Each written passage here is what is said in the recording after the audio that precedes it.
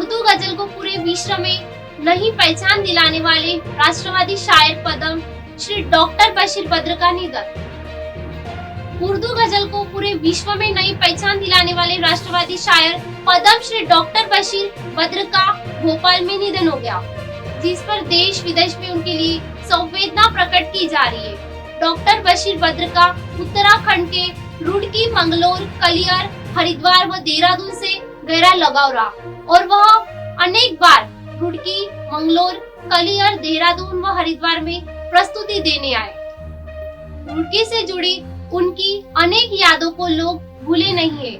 उत्तराखंड उर्दू अकादमी के पूर्व उपाध्यक्ष और अंतर्राष्ट्रीय शायर अफजल मंगलोरी ने बताया कि डॉक्टर बशीर बद्र जब मेरठ विश्वविद्यालय में उर्दू के विभाग के अध्यक्ष थे, तब वे बीए डिग्री कॉलेज रुड़की में बीए के छात्र थे और कॉलेज की ओर से अंतर विश्वविद्यालय कविता प्रतियोगिताओं में भाग लेने के लिए मेरठ जाया करते थे, जिसमें जज के तौर पर डॉक्टर बशीर बद्र, डॉक्टर व डॉक्टर कुंवर बेचन जैसे देश के बड़े कवि इन प्रतियोगिताओं के जज के तौर पर शामिल रहते थे।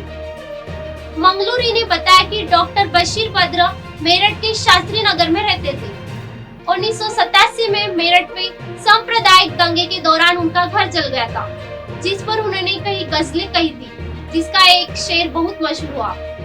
लोग टूट जाते एक घर बनाने में, तुम तरस नहीं खाते बस्तियां जलाने में। और उनका दूसरा शेर, बड़े शौक से मेरा घर जला, कोई याद तुझ पर ना आएगी। ये जुबा किसी ने खरीद ली, ये कलम किसी ने गुलाम है।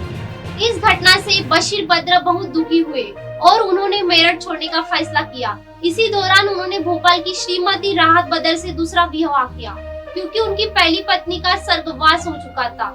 शादी के बाद उनकी पहली पत्नी ने पुत्रों के उनके साथ अच्छा बर्ताव नहीं किया और वह दुखी होकर भोपाल जाने के लिए तैयार हो गई, जहां उनकी पत्नी राहत बदर का मायका था। इसी दौरान 1988 में अफजल मंगलोरी की भेंट मेरठ में डॉक्टर बशीर बद्र से हुई और उन्होंने उनकी रुड़की आने की दावत दी और कुछ दिन रुड़की में रुकने का न्योता भी दिया।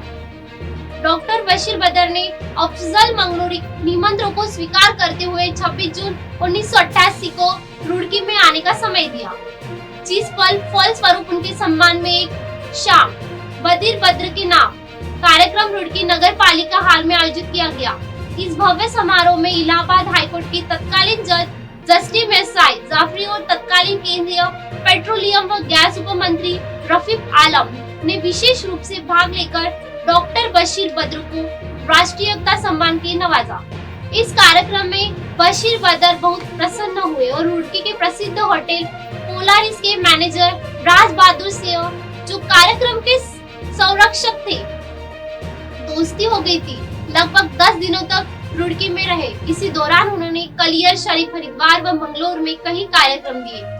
मंगलोर के विधायक काजी निजामुद्दीन के पिता तत्कालीन कैबिनेट मंत्री काजी मोहिउद्दीन के निवास पर भी कई दिनों तक उनका कयाम रहा और शायरी की महफिलें सजाती रही। इसके बाद अफजल मंगलोरी के अनुसार उसके बाद बीएसएम डिग्री कॉलेज में पंडित मनोहर लाल शर्मा की अध्यक्षता में 1998 में उन्होंने बड़ा मुशायरा आयोजित किया, जिसमें डॉक्टर बशीर बद्र ने विशेष रूप से भाग लिया।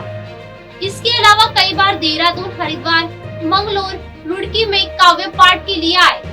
पूर्व कुलपति प्रोफेसर वहीदुद्दीन मालिक के पूर्व जनसंपर्क अधिकारी मधुर जी के निवास सोलानीपुरम में डॉक्टर बशीर बद्र अनेक बार रुके और शायरी की महफिलें सजती रही और 2000 में दोहा, कतर और दुबई में बशीर बद्र में अफजल मंगलोरी को उत्तरांचल बनने पर बधाई देते हुए उनको बशीर बद्र ने दुबई और कतर बुलाया था।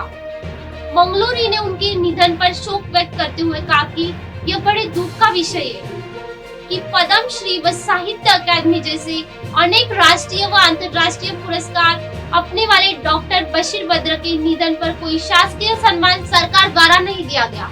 साथ ही ये भी अफसोस का विषय है कि भोपाल में कई सौ की तादाद में हिंदी उर्दू के साहित्यकार विद्यमान है, लेकिन डॉक्टर बशीर बद्र की अंतिम यात्रा केवल चंद गिने चुने लोग ही शामिल हुए, क्योंकि डॉक्टर बशीर बद्र 10 सालों से कामों का की स्थिति में थे, इसीलिए आज के स्वार्थी समाज के लोग व सत्ता प्रेमी चाटुकारों ने उनकी कंधा तक नहीं दिया और रात के अंधेरे में उनको दफन कर दिया गया, जो भोपाल वासियों के मुंह पर तमाचा है।